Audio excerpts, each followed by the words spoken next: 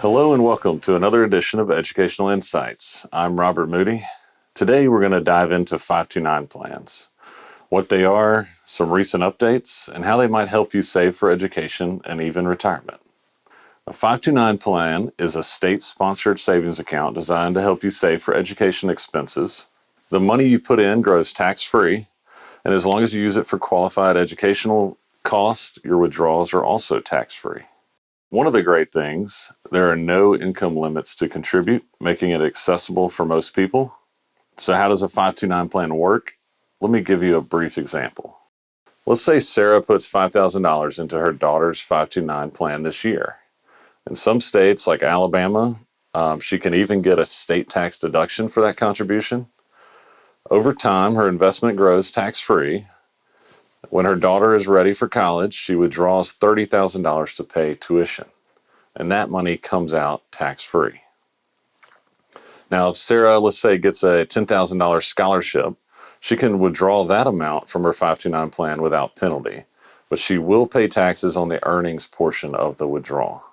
There have been some exciting updates recently. Thanks to the Secure Act 2.0, starting in 2024, you can roll over up to $35,000 from a 529 plan into a Roth IRA for the same beneficiary over their lifetime.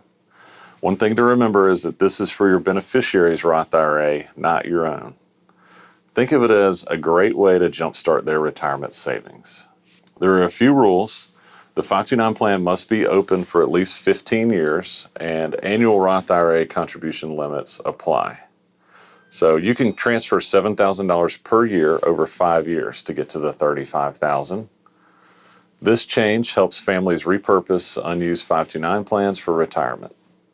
Let's take a look at some additional updates to the 529 plan. The One Big Beautiful Bill Act will double the amount you can withdraw annually for K through 12 education expenses, taking it to $20,000 starting in 2026. This means tutoring, books, special needs services are covered. Also, the Improving FAFSA Act of 2023, which again FAFSA stands for Free Application for Federal Student Aid, now excludes distributions from grandparent-owned 529 plans from the student's income. So this means better financial aid eligibility for students. Let's talk about a new update that not a lot of people know about yet. Scholarship withdrawals from 529 plans. So as part of the Secure Act 2.0, if a beneficiary receives a scholarship, you can now withdraw the equivalent amount from the 529 plan without a penalty. So a lot of people are always asking us, what happens if my son or daughter gets a scholarship? Is that money stuck in the 529? No, this solves that problem. So now you can withdraw up to the scholarship amount each year without paying the penalty.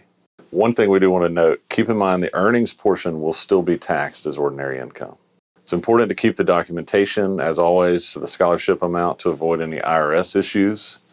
We definitely don't want those. When it comes to the state tax deductions for 529 contributions, it varies by the state. So, for example, Alabama and Georgia offer state tax deductions on contributions, which can be a great additional benefit. But states like Tennessee and Florida don't have state income tax, so obviously there's not going to be a state deduction on the contribution. So if you're in one of those states, you might not get the extra tax break, but the federal benefits still apply.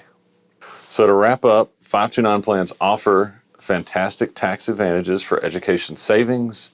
New laws like the Secure Act 2.0, the One Big Beautiful Bill, and the Improving FAFSA Act provide a lot more flexibility and benefits. And remember, state tax benefits vary depending on the state you live in. So you want to make sure you look into that.